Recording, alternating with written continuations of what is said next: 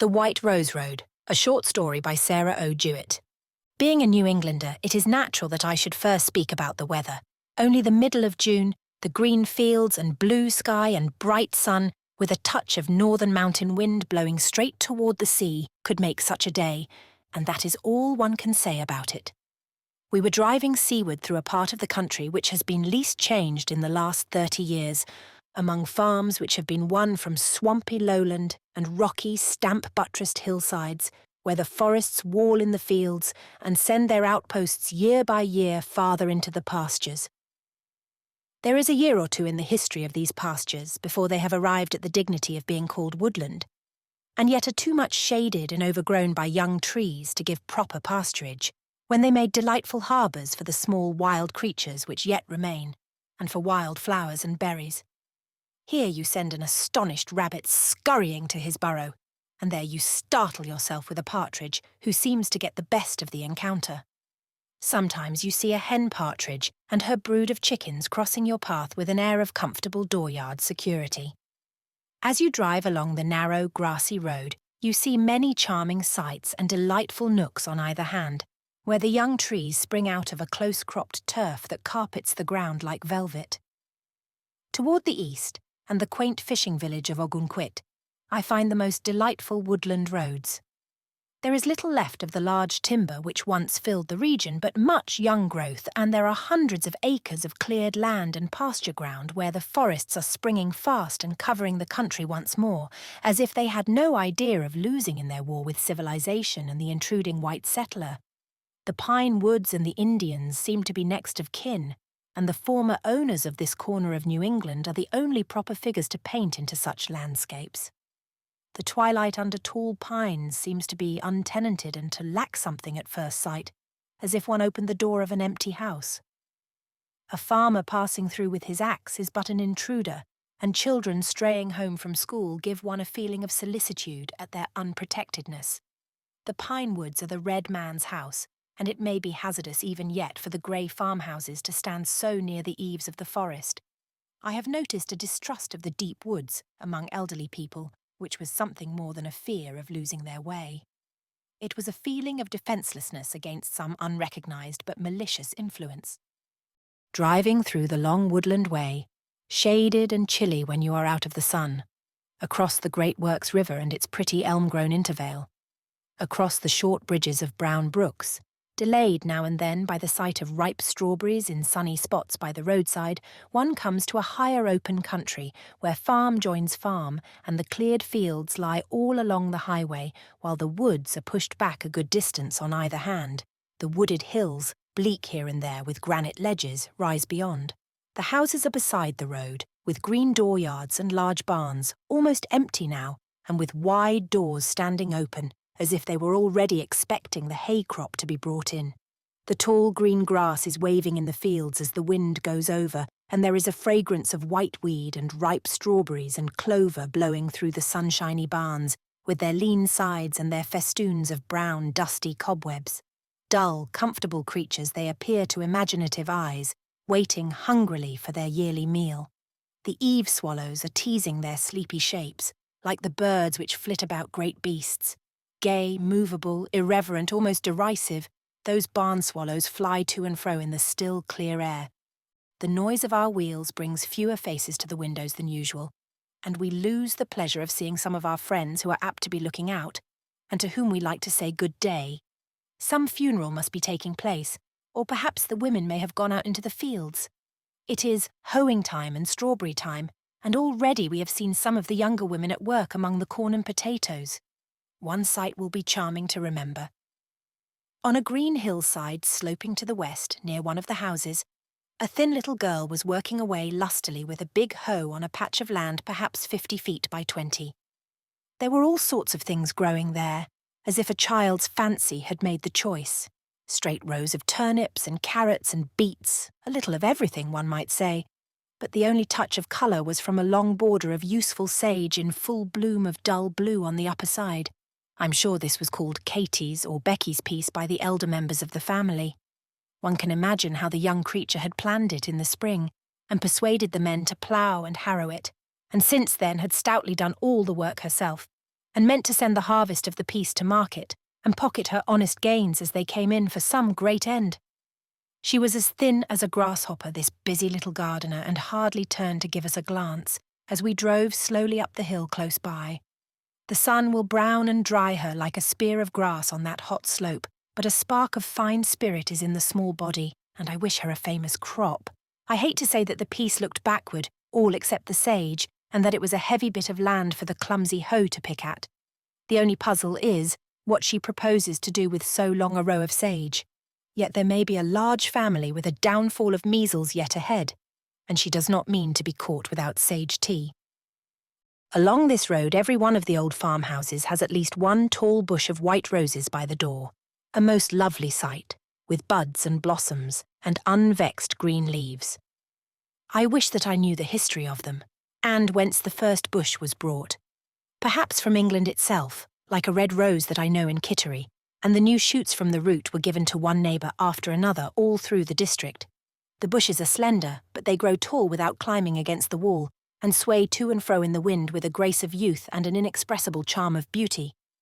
How many lovers must have picked them on Sunday evenings in all the bygone years, and carried them along the roads or by the pasture footpaths, hiding them clumsily under their Sunday coats if they caught sight of anyone coming. Here, too, where the sea wind nips many a young life before its prime, how often the white roses have been put into paler hands and withered there. In spite of the serene and placid look of the old houses, one who has always known them cannot help thinking of the sorrows of these farms and their almost undiverted toil. Near the little gardener's plot, we turned from the main road and drove through lately cleared woodland up to an old farmhouse, high on a ledgy hill, whence there is a fine view of the country seaward and mountain ward. There were few of the once large household left there, only the old farmer who was crippled by war wounds, active, cheerful man that he was once, and 2 young orphan children. There has been much hard work spent on the place. Every generation has toiled from youth to age without being able to make much beyond a living. The dollars that can be saved are but few, and sickness and death have often brought their bitter cost. The mistress of the farm was helpless for many years. Through all the summers and winters, she sat in her pillowed rocking chair in the plain room. She could watch the seldom visited lane, and beyond it, a little way across the fields, were the woods. Besides these, only the clouds in the sky. She could not lift her food to her mouth. She could not be her husband's working partner. She never went into another woman's house to see her works and ways, but sat there aching and tired, vexed by flies and by heat, and isolated in long storms. Yet the whole countryside neighboured her with true affection. Her spirit grew stronger as her body grew weaker, and the doctors, who grieved because they could do so little with their skill, were never confronted by that malady of the spirit, a desire for ease and laziness, which makes the soundest of bodies useless and complaining. The thought of her blooms in one's mind like the whitest of flowers. It makes one braver and more thankful to remember the simple faith and patience with which she bore her pain and trouble. How often she must have said, "I wish I could do something for you in return," when she was doing 1,000 times more than if, like her neighbours, she followed the simple round of daily life. She was doing constant kindness by her example, but nobody can tell the woe of her long days and nights, the solitude of her spirit, as she was being lifted by such hard ways to the knowledge of higher truth and experience. Think of her pain when, one after another, her children fell ill and died, and she could not tend them. And now, in the same worn chair where she lived and slept, sat her husband, helpless too, thinking of her, and missing her more than if she had been sometimes away from home, like other women. Even a stranger would miss her in the house. There sat the old farmer looking down the lane in his turn, bearing his afflictions with a patient sternness that may have been born of watching his wife's serenity. There was a half-withered rose lying within his reach.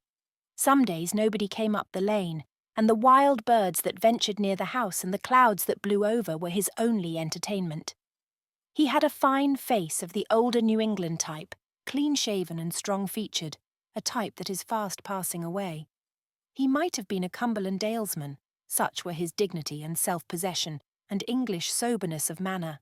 His large frame was built for hard work, for lifting great weights and pushing his plough through new-cleared land. We felt at home together, and each knew many things that the other did of earlier days, and of losses that had come with time. I remembered coming to the old house often in my childhood. It was in this very farm lane that I first saw anemones, and learned what to call them.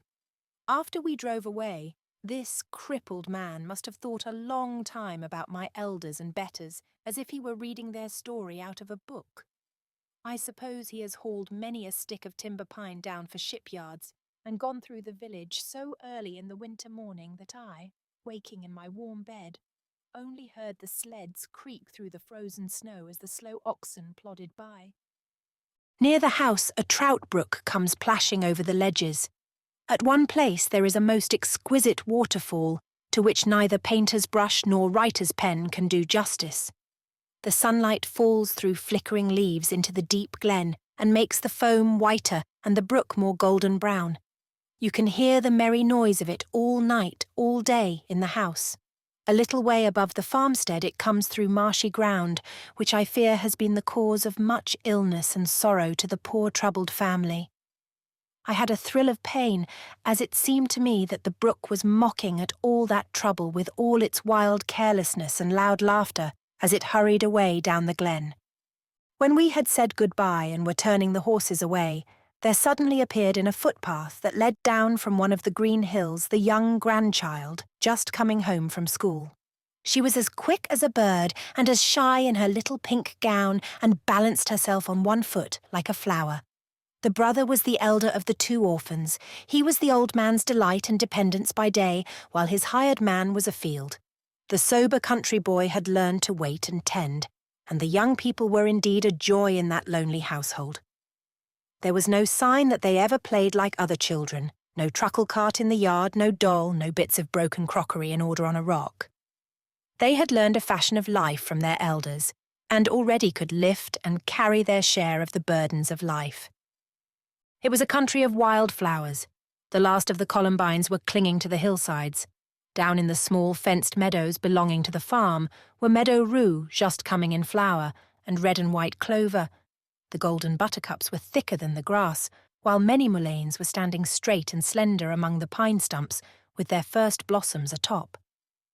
Rudbeckias had found their way in, and appeared more than ever like bold foreigners.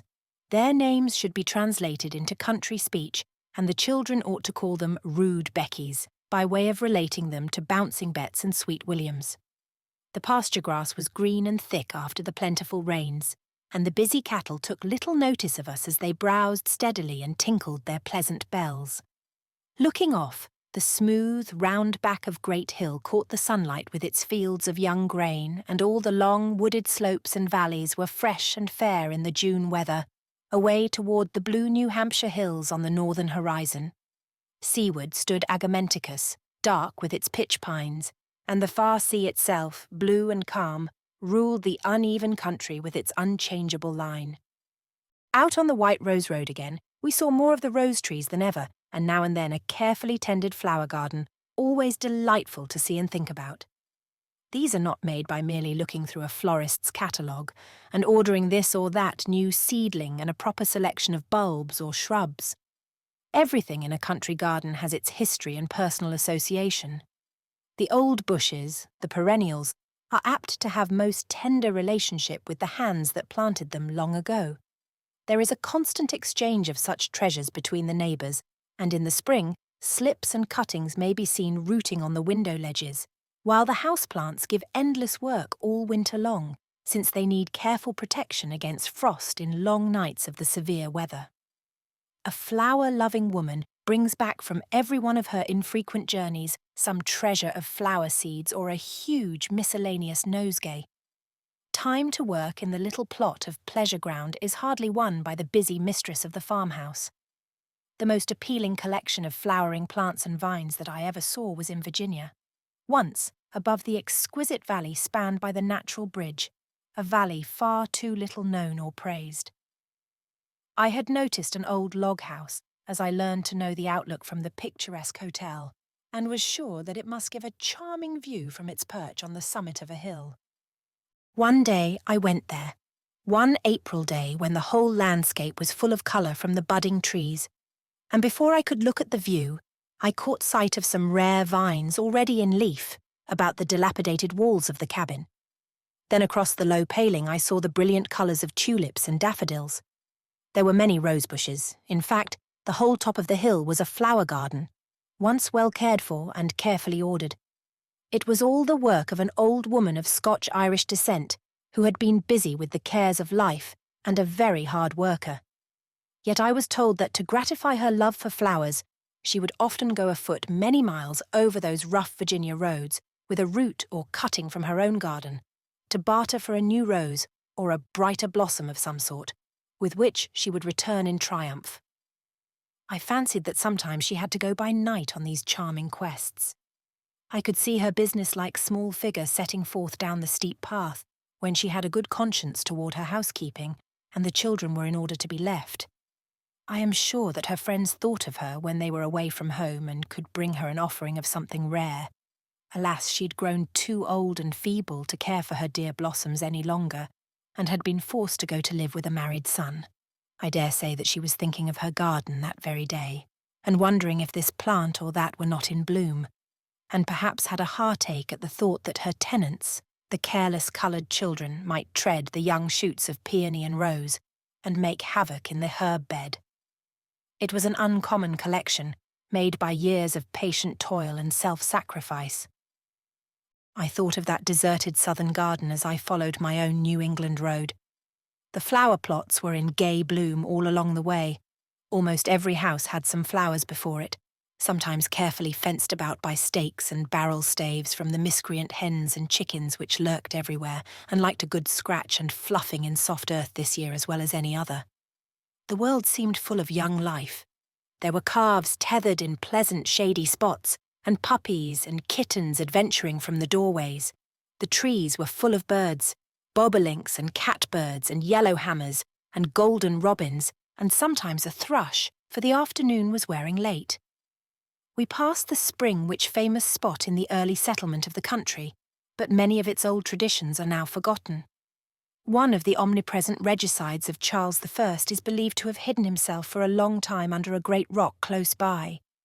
The story runs that he made his miserable home in this den for several years, but I believe that there is no record that more than 3 of the regicides escaped to this country, and their wanderings are otherwise accounted for. There is a firm belief that one of them came to York, and was the ancestor of many persons now living there, but I do not know whether he can have been the hero of the Baker's Spring Hermitage beside. We stopped to drink some of the delicious water, which never fails to flow cold and clear under the shade of a great oak, and were amused with the sight of a flock of gay little country children who passed by in deep conversation. What could such atoms of humanity be talking about? "Old times," said John, the master of horse, with instant decision. We met now and then a man or woman who stopped to give us hospitable greeting, but there was no staying for visits, lest the daylight might fail us.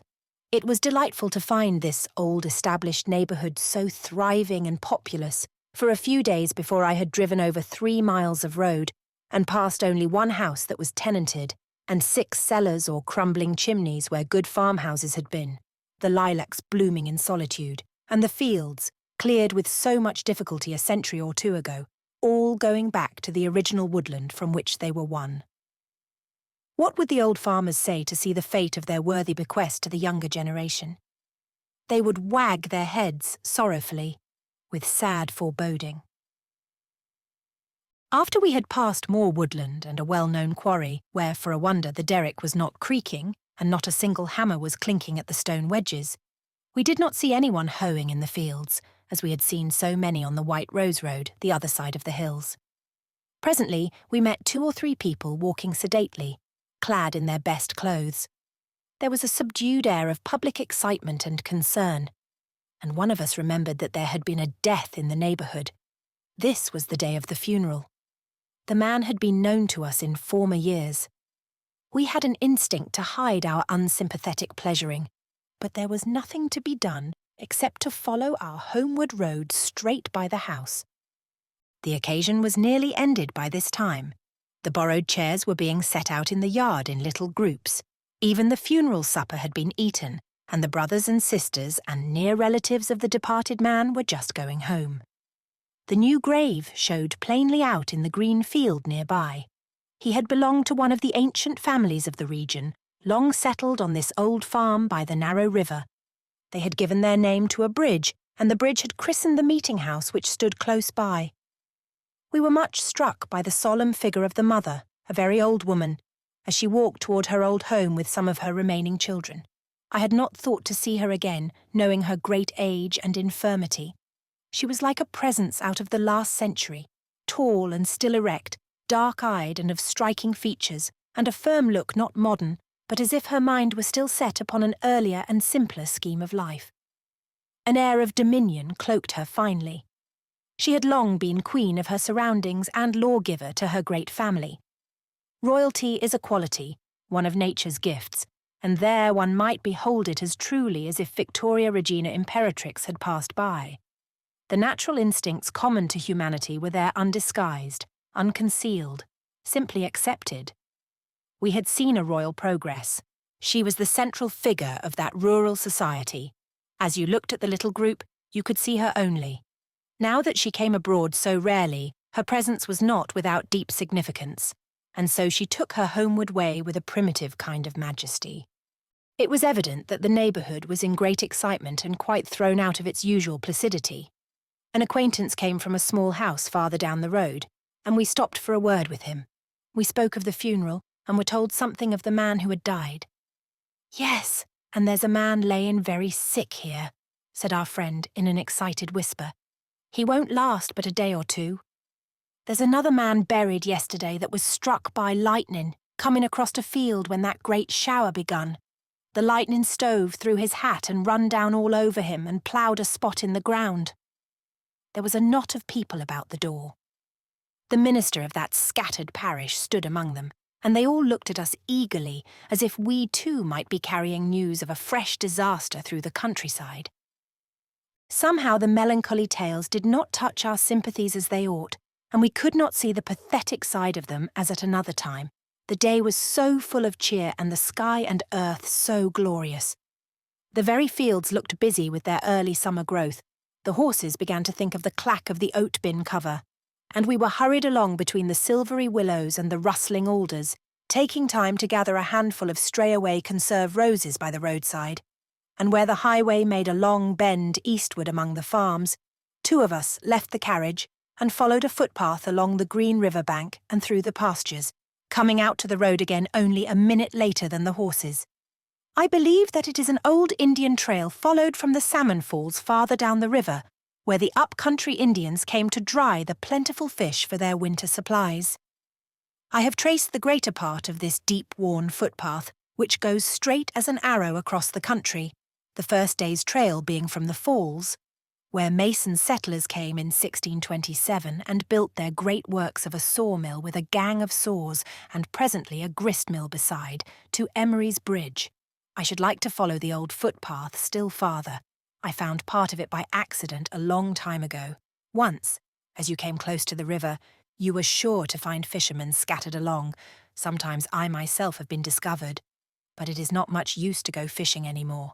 If some public-spirited person would kindly be the Frank Buckland of New England and try to have the laws enforced that protect the inland fisheries, he would do his country great service. Years ago, there were so many salmon that, as an enthusiastic old friend once assured me, you could walk across on them below the falls. But now they are unknown, simply because certain substances which would enrich the farms are thrown from factories and tanneries into our clear New England streams. Good river fish are growing very scarce. The smelts and bass and shad have all left this upper branch of the Piscataqua, as the salmon left it long ago, and the supply of one necessary sort of good cheap food is lost to a growing community, for the lack of a little thought and care in the factory companies and sawmills, and the building in some cases of fishways over the dams. I think that the need of preaching against this bad economy is very great.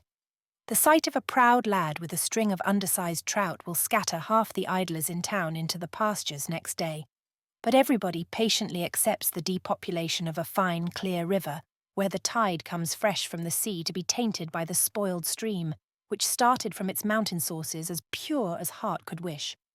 Man has done his best to ruin the world he lives in, one is tempted to say at impulsive first thought. But after all, as I mounted the last hill before reaching the village, the houses took on a new look of comfort and pleasantness. The fields that I knew so well were a fresher green than before, the sun was down, and the provocations of the day seemed very slight compared to the satisfaction. I believed that with a little more time we should grow wiser about our fish and other things beside. It will be good to remember the White Rose Road and its quietness in many a busy town day to come. As I think of these slight sketches, I wonder if they will have to others a tinge of sadness. But I have seldom spent an afternoon so full of pleasure and fresh and delighted consciousness of the possibilities of rural life.